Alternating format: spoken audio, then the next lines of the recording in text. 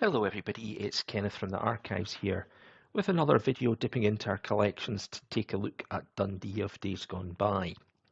In today's video I'm going to be taking a quick look at a series of images we have that give a bird's eye view of parts of the city as they were in the 1940s. So the collection I'm specifically going to be talking about today is MS368. And this is a collection of 18 aerial photographs that we believe were taken by the Air Ministry and we believe were taken in 1943 or thereabouts. Now we know these have been at the university for some time, but what we don't know is why the university originally got them. But there is a clue, and that is that in certain images, including the one you see here, an area has been inked out. You see the little square almost. And within those ink boundaries is what was then the campus of University College Dundee. Now, if the university acquired them to show the campus area, this may be to do with the report of Lord Cooper, which was published in 1949, into the relationship between University College and the University of St Andrews, or Lord Tedder's Royal Commission of 1951-1952, which again looked at the issue of university education in Dundee and its connection with St Andrews. Whatever the case, I'm very glad we've got them because they are very interesting images, and you can immediately see, looking at them, some substantial changes to Dundee. For example, on this one, you're immediately drawn to the massive amount of railway tracks and railway yards and station buildings, which is completely different from today, with only really a tiny proportion surviving. If we go into this area that's inked off, we can see that the university campus, obviously it's much smaller, but in some ways it is recognisable. I mean, we've still got numbers 1 to 3 Perth Road there at the front. We've still got the Geddes Quad. We've still got the old medical school and the OTI across the road, but not on part of the campus at that time. We've got the Scrimgeour building, which of course was then part of, well, was the home of Dundee College of Education. But there are things that have changed. Now, notably on the campus itself, the original 4 houses that made up the original main buildings of the college are long gone, having been replaced by the Tower building. If we look over to the left, we can see Airlie Place, which is mostly still there, but at the top of that is Airlie Terrace, which of course is long gone. It was demolished in the 60s to make way for the construction of the Students' Association building. To the left of that, you can see an area of empty land. Now, this is where Belmont House had been, and this was the land that had been acquired to build Duncan of Johnson College of Art and Design. And that would eventually happen, but was constantly delayed, and it would be the 1950s before that was ready to even be partly occupied. Behind that, you see the old Belmont Works, which have long gone as well.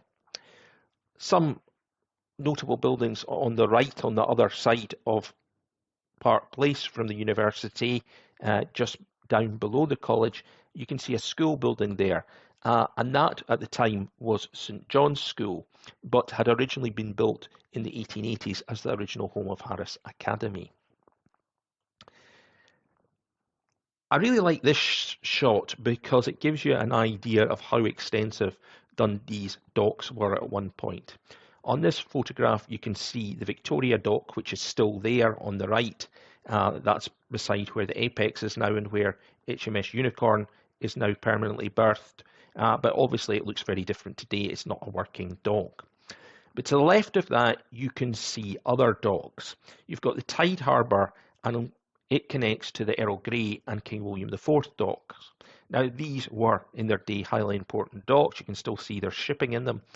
But they've, within about 20 years of this, would become derelict, filled in, their buildings demolished to make way for the Tay Road Bridge and its resulting roads.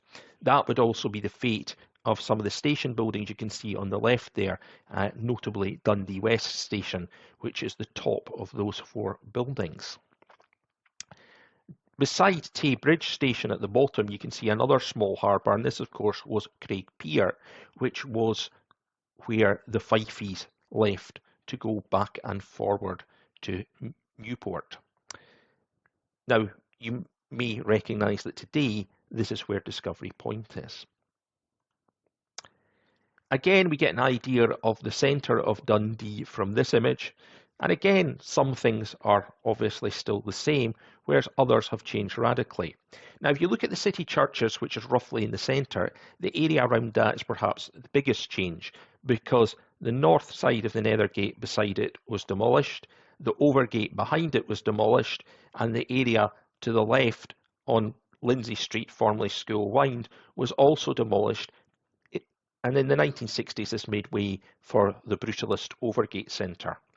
That was itself largely demolished and rebuilt in the 1990s to make way for the current Overgate Centre. So that's a very big change to the centre of Dundee. And there are other changes which no doubt you can spot.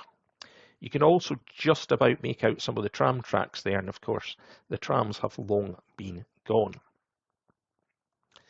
This image is taken further out, and if at first glance it's maybe not obvious where it shows, but if you look, you can just about from the shape of the road and the railway recognise that this is the area that's now where the university playing fields and the airport are.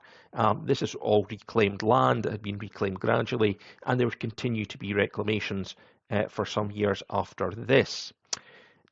To the north, you can see an extensive area is covered by the Western Cemetery.